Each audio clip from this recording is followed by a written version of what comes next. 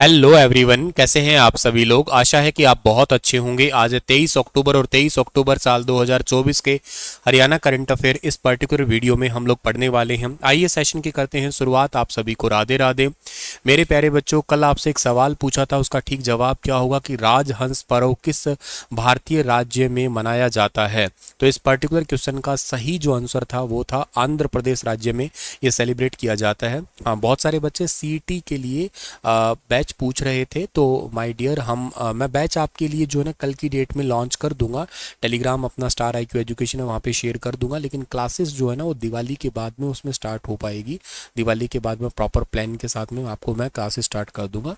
As usual अपना content होगा वो A1 होगा। प्रॉपर जो है ना सब्जेक्ट जो है ना उसके अंदर पढ़ाया जाएगा जो एग्ज़ाम में पूछा जाता है, एग्ज़ाम ओरिएंटेड। और हाँ, ये हंसी मजाक शेरो शायरी बातें फलाना ढिमकाना इन चीज़ों से दूर होके ही मैं अभी भी बहुत बच्चों को कह रहा हूँ कि अभी भी समय है, सुधर जाओ। ऐसा कोई अध्यापक तुम्हें मिल रहा है जो डबल मीनिंग बातें करता है, तंज कसता है, प्यार मोहब्बत वाली बातों में फंसे रहते हो, प्लीज़ अभी भी उनसे किनारा कर लो। क्योंकि ये अध्यापकों के गुण नहीं है। मजाक होता है तो एक सीमा में होता है, सीमा से बाहर कोई चीज़ होगी तो वो ठीक नहीं लगेगी। सिलेक्शन लेना है तो एक्चुअली पढ़ना ही पड़ेगा, कंटेंट पे ही फोकस करना पड़ेगा। मुझे बहुत सारे बच्चे कहते हैं क्लासेस के अंदर, सर बड़े रूड हो आप, गुस्सा करते हो, ब्लॉक कर देते हो। वो वजह है, अभी बहुत सारे बच्चों के सिलेक्शन के बाद जो मैसेज आए हैं ना वो चेहरे पे अलग ही चमक देते हैं कि हाँ सर, हम पढ़े आपसे और आपसे डिसिप्लिन सीखा और हम सिलेक्शन को ले पाए। तो अभी भी समय है, अभी भी वक्त है। लोगों से मोटिवेशन लो। अगर आपकी नौकरी इस बार नहीं लगी है तो मोटिवेशन लो, इस बार लग जाएगी। लेकिन इसका मतलब ये नहीं कि बार बार आपको ज़िंदगी मौके देती रहेगी। अपॉर्चुनिटी ज़िंदगी में कुछ ही समय के लिए रहती है, ऐसे नहीं कि वो अनलिमिटेड टाइम के लिए रहती है। अभी समय है, अभी उम्र भी है। आगे आगे ना उम्र रहेगी ना समय रहेगा।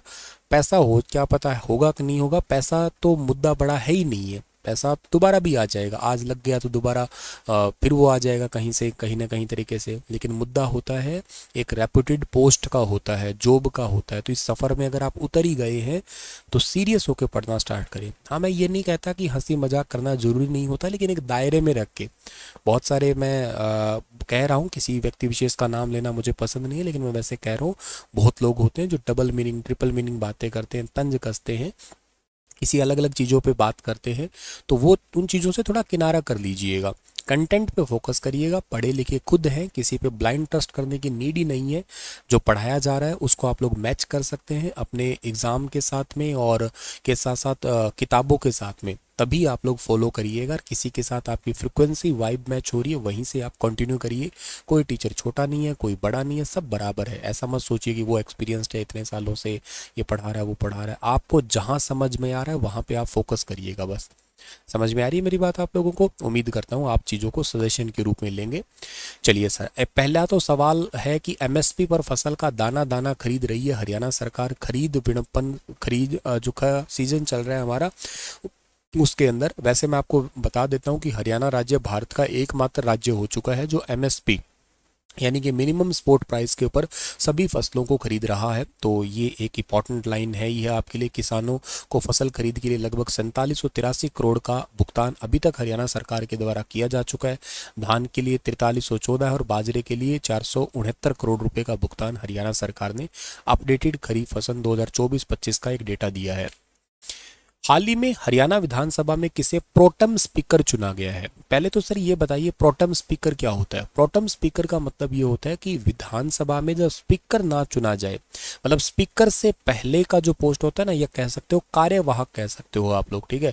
तो कार्यवाहक जो स्पीकर होते हैं ना उनको ही आप लोग कहा करते हैं, प्रोटम स्पीकर के नाम से जाना करते हैं, ठीक है ना। वही प्रोटम स्पीकर होते हैं आपके। इनका काम यही होता है कि जैसे जैसे मेंबर ऑफ पार्लियामेंट एमपी में भी हो सकते हैं ये, मतलब मेंबर ऑफ पार्लियामेंट के अंदर भी हो सकते हैं और ये विधानसभा में भी होते हैं।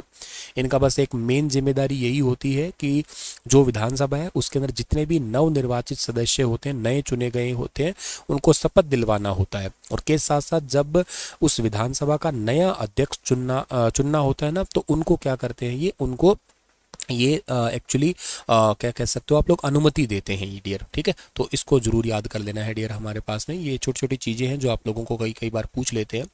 हमारे अभी प्रोटम स्पीकर कौन चुने गए हैं? डॉक्टर रघुवीर काद्यान साहब जो है ना, ये बीच में जो बैठे हैं, ये डॉक्टर रघुवीर काद्यान है, सबसे सीनियर है ये, और ये चुने गए हैं अभी रिसेंटली, हमारे प्रोटम स्पीकर चुने गए हैं। ठीक है, तो ये अभी हमारे सभी के सभी जो नए विधायक चुने गए हैं, उन सभी विधायकों को एक्चुअली शपथ दिलवाने का काम करेंगे, यही इन्हीं का ही काम होगा ये।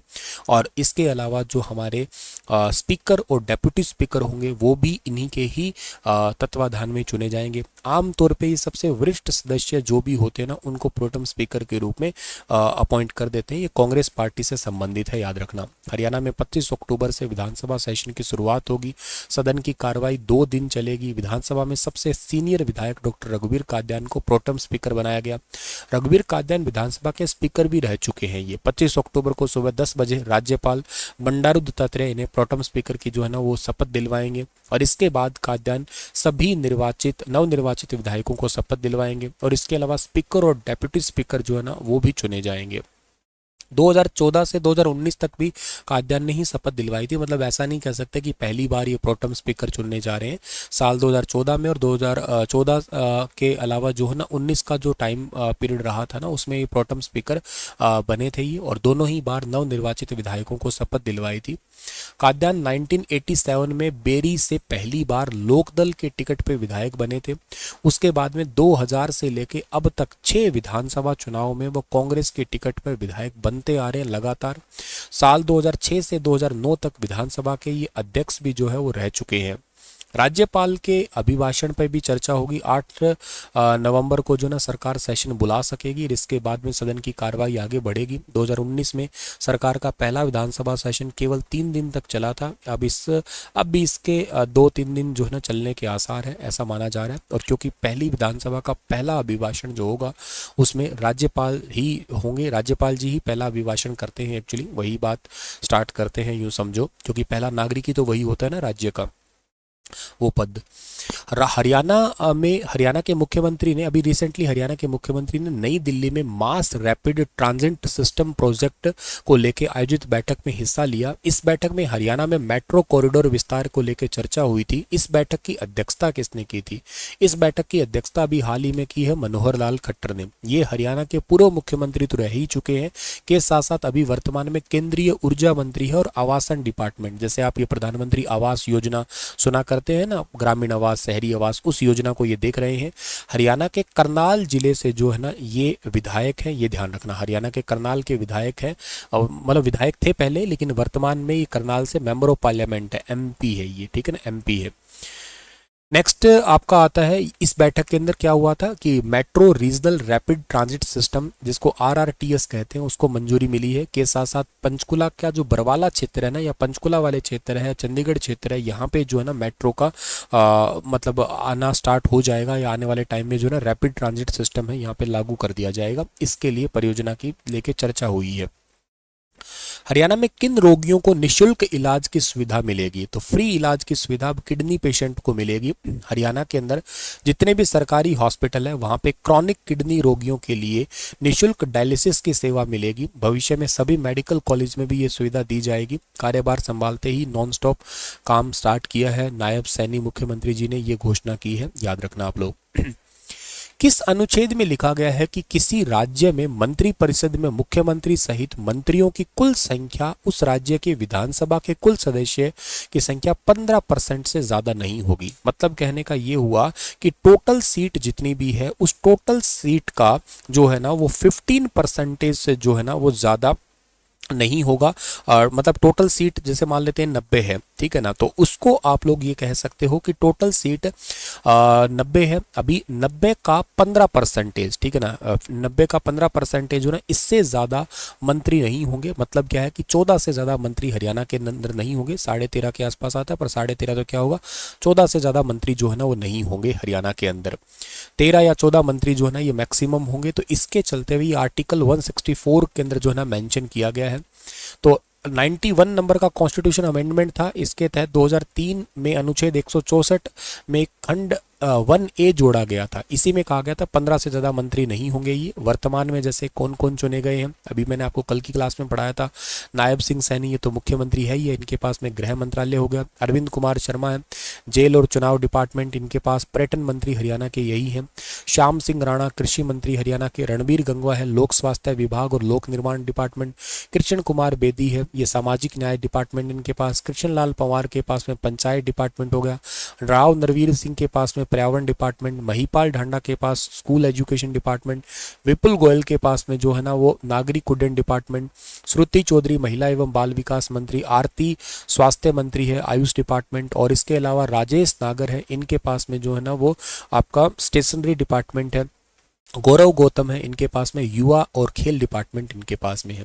तो ये मंत्री अब चुने गए हैं अभी रिसेंट हमारे नई विधानसभा 15वीं विधानसभा के लिए।